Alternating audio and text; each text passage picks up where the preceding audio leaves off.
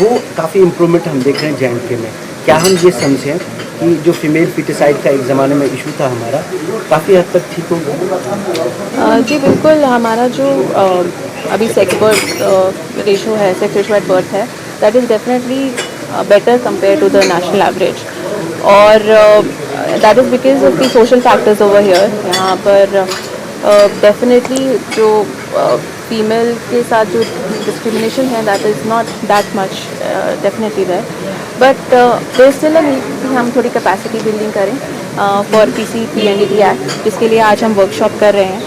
The main objective जो है इस एक्ट का वो है कि हमको प्रोहिबिट करना है sex determination, specially at the time of जो हमारे प्री नेटल डायग्नोस्टिक्स होते हैं, and therefore clearly impacting on the sex ratio at birth.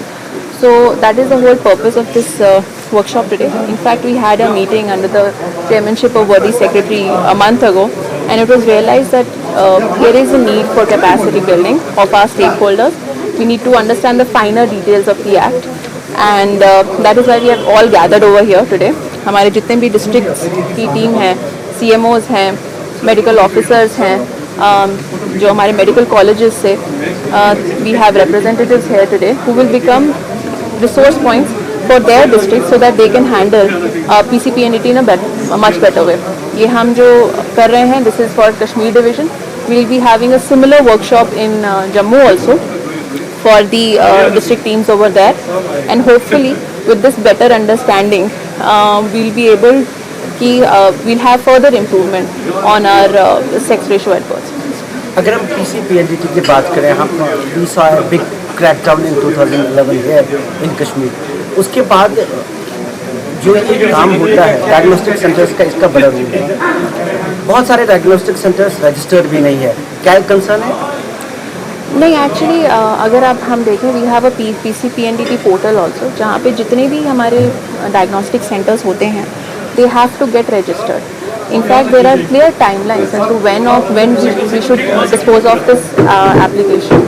जितनी भी एप्लीकेशंस हमारी आती हैं, रजिस्ट्रेशंस आर डेफिनेटली ऑनगोइंग. हमारी जो टीम्स हैं डिस्ट्रिक्ट की, वो रेगुलर इंस्पेक्शंस भी करती हैं, एंड पर से registration is not the issue. Of course there could be some weeding out of those जो डायग्नोस्टिक सेंटर्स जो कि रजिस्टर्ड नहीं हैं, and for that better understanding only हमने आज की ये वर्कशॉप रखी है.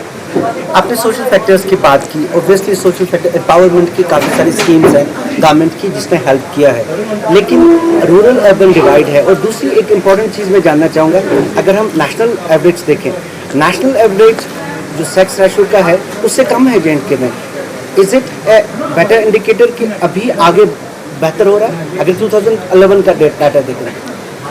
2011 यस, बट जो हमारा लेटेस्ट NFHS 5 सर्वे हुआ है उसमें देखा गया है कि जो हमारी सेक्स रेशो एट बर्थ है, that has improved vastly. In fact it is better than most of the states and UTs of the country.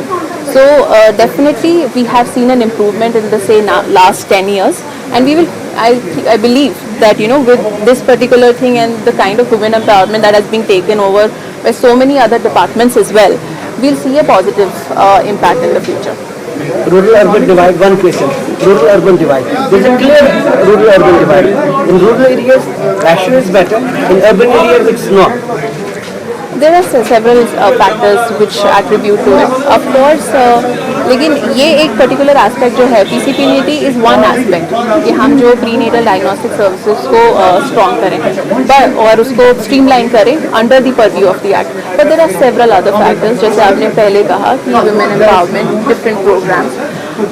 Therefore, there are social factors which relate to this. However, we will continue to strengthen our systems. हम अपने systems को strengthen करेंगे, and I'm sure with the strengthening of our systems, it will definitely improve in the future. 2022 data is lower than 2021. Why so? 2022 में actually NFHS survey हुआ नहीं. So we are waiting for the next NFHS survey. Or I'm sure in the next NFHS survey we'll see a further improvement in the sex ratio. Thanks a lot. Thank you.